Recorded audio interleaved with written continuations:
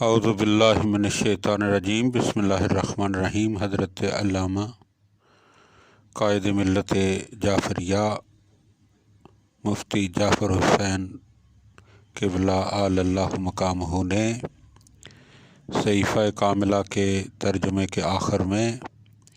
حضرت امام زین العابدین علیہ الصلاۃ والسلام کے ایام ہفتہ میں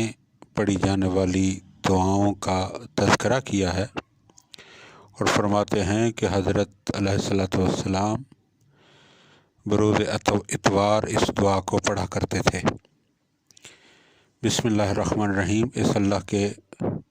نام سے مدد مانگتا ہوں جس کے فضل و کرم ہی کا امیدوار ہوں اور جس کے عدل ہی سے اندیشہ ہے اور اسی کی بات پر مجھے بھروسہ ہے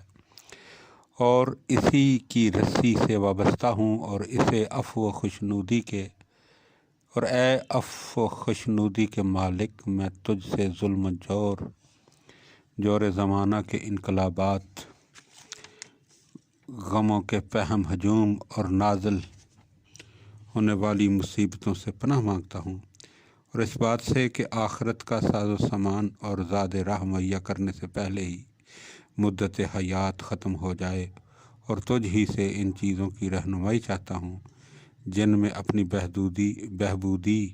اور دوسروں کی فلاح و درستی کا سامان ہو، اور تجھ ہی سے مدد مانگتا ہوں ان باتوں کی جن میں اپنی فلاح و کامرانی اور دوسروں کو کامیاب بنانے کی صورت مضمر ہو، اور تجھ ہی سے خواہش مند ہوں لباس عافیت کے پہنانے اور اسے اتمام تک پہنچانے کا، اور سلامتی کے شامل حال ہونے اور اس کے دائم و برقرار رہنے کا، اور تیرے ہی ذریعے اے میرے پروردگار پناہ مانگتا ہوں شیطان کے وسوسوں سے، اور تیرے ہی تسلط و اقتدار کے ذریعے تحفظ چاہتا ہوں فرما رواؤں کے ظلم و جور سے۔ میری گزشتہ نمازوں اور روزوں کو قبول فرما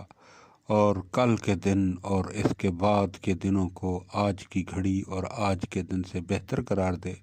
اور مجھے اپنے قوم و قبیلہ میں عزت و توقیر دے،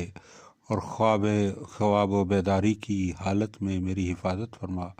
تو ہی وہ اللہ ہے جو سب سے بہتر نگران و محافظ ہے، اور تو ہی سب رحم کرنے والوں سے زیادہ رحم کرنے والا ہے۔ اے اللہ، میں تیری بارگاہ میں اس اتوار اور بعد کے اتواروں میں شرک و بے دینی سے بیزاری کا اظہار کرتا ہوں